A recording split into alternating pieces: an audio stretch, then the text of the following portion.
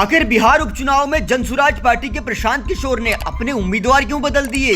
कई पार्टियों को सत्ता तक पहुंचाने वाले चुनावी रणनीतिकार पीके उलझ गए हैं। क्यों बोल बैठे पीके? पुरानी लोगों के लिए चुनाव लड़ना आसान है। बिहार उपचुनाव का पूरा माहौल आज आपको इस वीडियो से समझाएंगे। इस बार बिहार विधानसभा में 4 सीट पर उपचुनाव होने जा रहा है। 2 अक्टूबर को अपनी पार्टी जनसुराज को बिहार में लॉन्च कर चुके चुनावी रणनीतिकार पीके ने अपने 2 उम्मीदवारों को अचानक बदल दिया है। बेलागंज विधानसभा सीट से पहले प्रोफेसर खिलाफत हुसैन को जनसुराज पार्टी ने उम्मीदवार बनाया, फिर कहा कि उन्होंने चुनाव लड़ने से मना कर दिया है और अब बेलागंज सीट से अमजद चुनाव लड़ेंगे।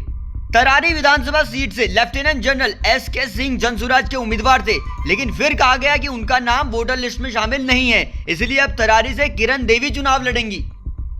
जब प्रशांत किशोर से सवाल किया गया कि क्या वो अपने उम्मीदवारों को बदलने पर कुछ कहेंगे, पीके का जवाब था बेलागंज और तरारी सीट पर अलग अलग परिस्थितियों में उम्मीदवार बदले गए। उनकी बोल्ड लाइन थी, जो पार्टी पुरानी है उसके लिए चुनाव लड़ना आसान है, नए लोगों के लिए चुनाव लड़ना मुश्किल है।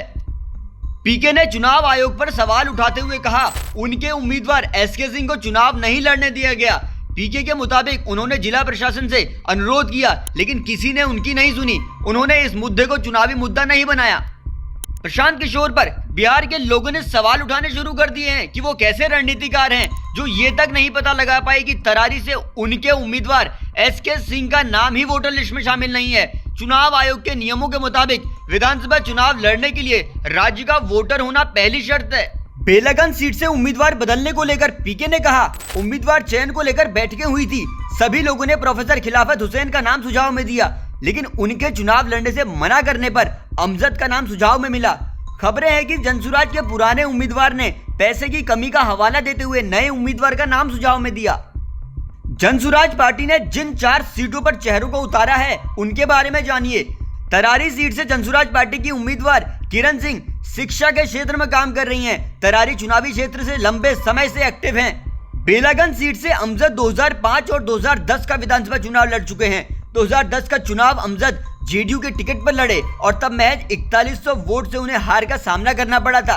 रामगढ़ से जनसुराज ने कुशवाहा कार्ड खेलते हुए पूर्व बसपा नेता सुशील कुशवाहा को टिकट दिया है। इमामगंज से जनसुराज ने डॉक्टर जितेंद्र पासवान को चुनावी मैदान में उतारा है।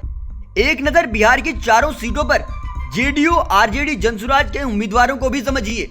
तरारी सीट से पूर्व विधायक सुनील पांडे के बेटे विशाल प्रशांत बीजेपी के टिकट पर मैदान में है। सीपीआई एमएल के राजू यादव से उनका मुकाबला है। जनसुराज ने किरण सिंह को यहां से टिकट दिया है। रामगढ़ सीट से बीजेपी के अशोक सिंह मैदान में है। आरजेडी अध्यक्ष जगदानंद के बेटे अजित सिंह को आरजेडी ने यहां से टिकट दिया है।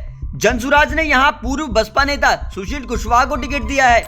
इमामगंज सीट से एनडीए की दीपा मांझी चुनावी मैदान में है, जो जितेंद्र मांझी की बहू भी हैं। आरजेडी ने यहां से रोशन कुमार मांझी को टिकट दिया है। जनसुराज ने डॉक्टर जितेंद्र पासवान को चुनावी मैदान में उतारा है।